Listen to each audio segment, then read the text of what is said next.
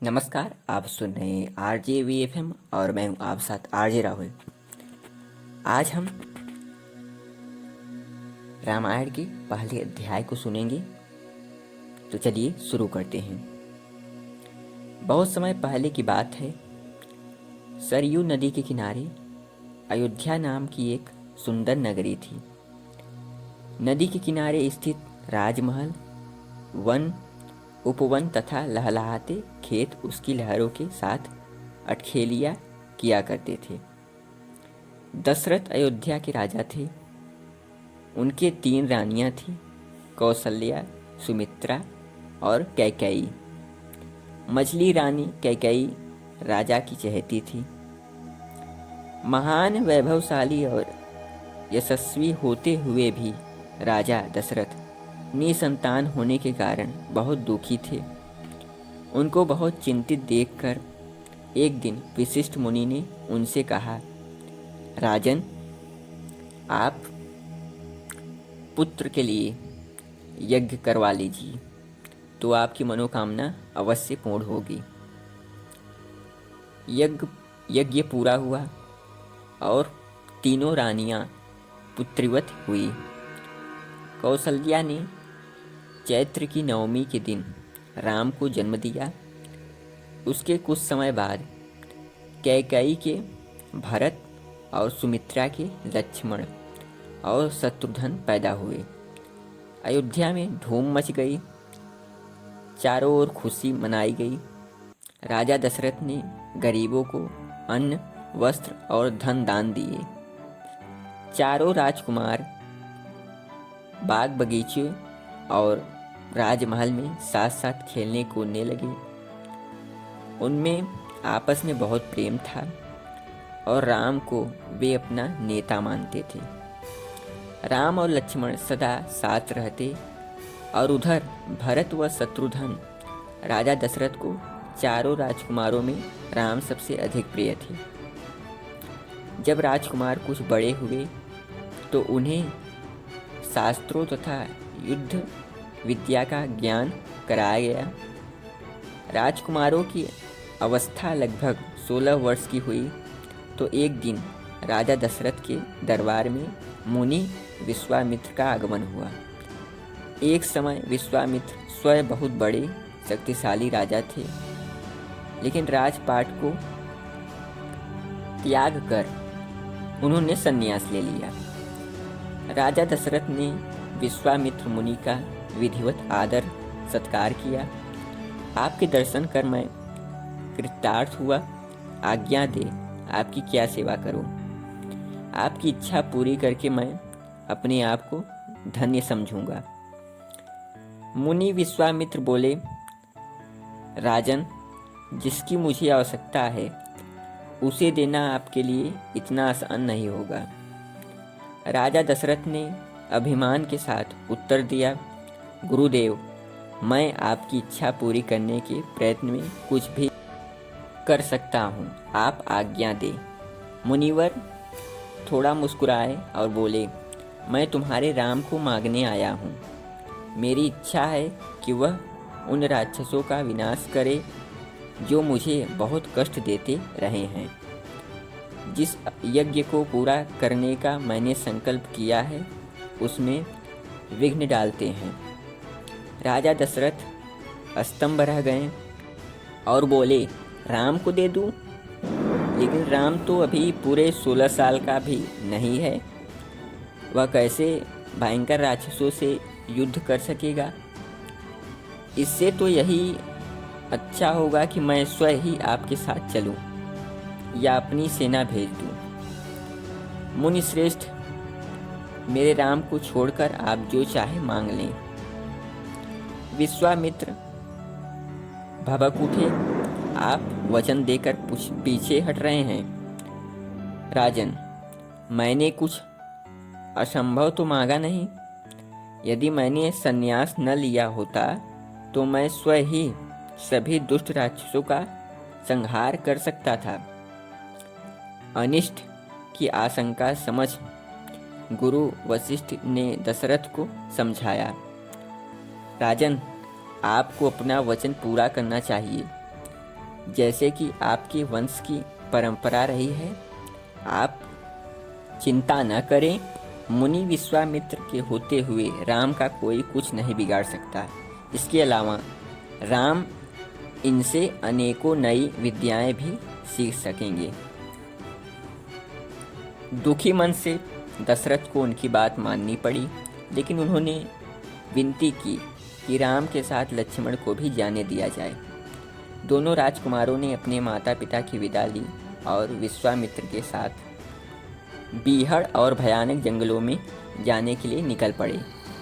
यही वह जगह है जहाँ राक्षसी ताड़का रहती है। मुनि विश्वामित्र ने कहा, इस दुष्टा ने आसपास के सभी प्राणियों को मार डाला है और आने जाने वाले यात्रियों पर अचानक आक्रमण कर देती है। इसके जीने का कोई अधिकार नहीं है। इसे मार डालो और इस स्थान के निवासियों को भय मुक्त करो।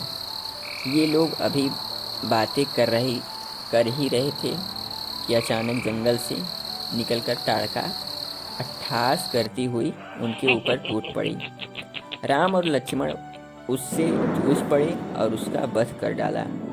विश्वामित्र बहुत प्रसन्न हुए और उन्होंने राम और लक्ष्मण को नए अस्त्र शस्त्र दिए तथा उनका प्रयोग करने की विधि भी बतलाई। अंत में वे विश्वामित्र के निवास सिंहाश्रम में पहुँचे। मुनि ने उन्हें पहरे पर खड़ा करके यज्ञ आरंभ कर दिया। कुछ दिन तक तो सब कुछ अच्छे से चलता रहा, लेकिन छठे दिन सुबाहु और मारीच ने राक्षसों के दल के साथ धावा बोल दिया।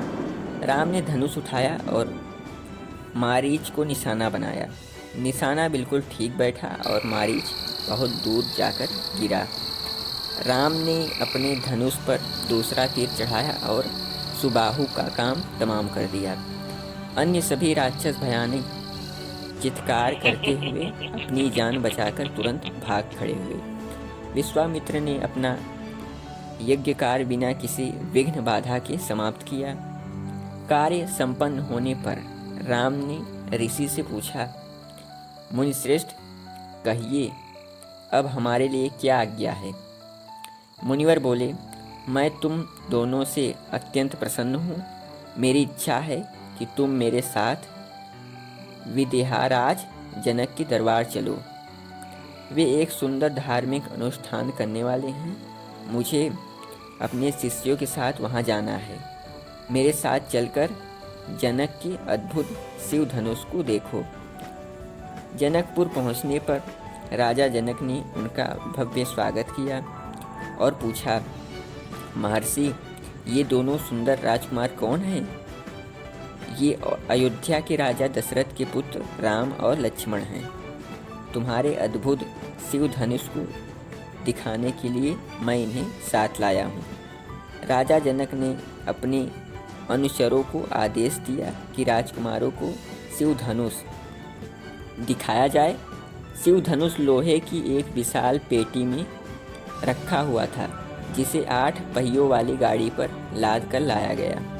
और राजा जनक बोले, मैंने प्रतिज्ञा की है कि जो भी इस शिव धनुष को झुकाकर इसकी प्रतिज्ञा चढ़ा देगा, उसी के साथ मैं सीता का विवाह कर दूंगा।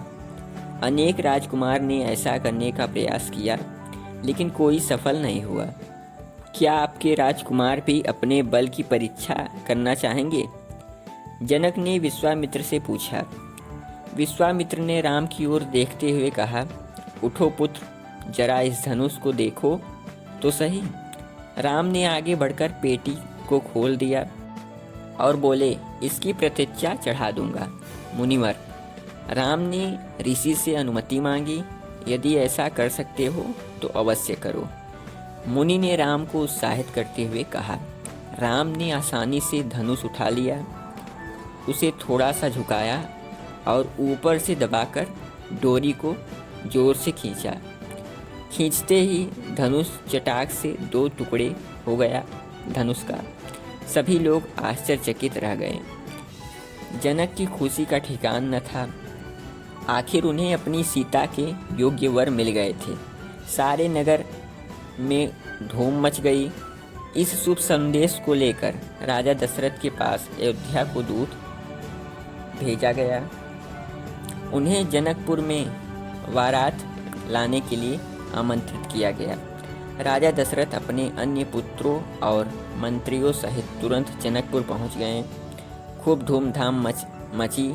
चारों राजकुमारों की शादी योग्य कन्याओं के साथ कर दी गई। राम का विवाह सीता के साथ, लक्ष्मण का उर्मिला के साथ तथा जनक के छोटे भाई कुशध्वज की दोनों पुत्रियों मांडवी और श्रितकृति का विवाह भरत व शत्रुघ्न के साथ संपन्न हुआ।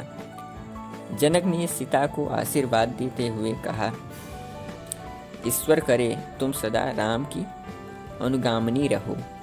बारात अयोध्या लौटी तो उसका जोरदार स्वागत किया गया। समय बीतता गया और राजकुमार अधिक पराक्रमी और कर्तव्यनिष्ठ होते गए। राजा दशरथ वृद्ध हो चले थे, इसलिए उन्होंने राजकार्य संबंधी अपनी बहुत सी जिम्मेदारियां राम को सौंप दी। अयोध्या के सभी लोग राम को बहुत प्यार करते थे। राज दरबार में उनका बहुत सम्मान होता था। दशरथ के लिए तो वह प्राणों से भी अधिक प्यारे थे। भरत अपने नाना कैकेयी राज के पास गए। शत्रुघ्न भी उनके साथ गए थे। राजा दशरथ राम को युवराज पद देने के लिए उनका राज्याभिषेक करने का विचार कर रहे थे। इसलिए उन्होंने अपने राज्य के कर्मचारियों, मंत्रियों और अन्य विशिष्ट व्यक्तियों को सलाह के लिए बुला भेजा। बड़े ही भावपूर्ण शब्दों में उन्होंने कहा, अब तक जैसे भी मुझसे हो सका मैंने आप लोगों का शासन संभाला और शत्रुओं से आपकी रक्षा की, लेकिन अब मैं वृद्ध हो चला हूँ, अंग शिथिल हो गए हैं। मैं अब शांति में रहना चाहता हूँ, लेकिन राम मेरा कार्यभार संभालने के योग्य हो गया है। यदि आप सब लोग सहमत हो और आपकी अनुमति हो तो मैं राम को युवराज का पद देकर उसको अपना उत्तरदायित्व सौंप दूँ। इसके अतिरिक्त यदि और कुछ किया जा सकता हो तो आप मुझे सलाह दें, मैं वैसा ही करूँगा।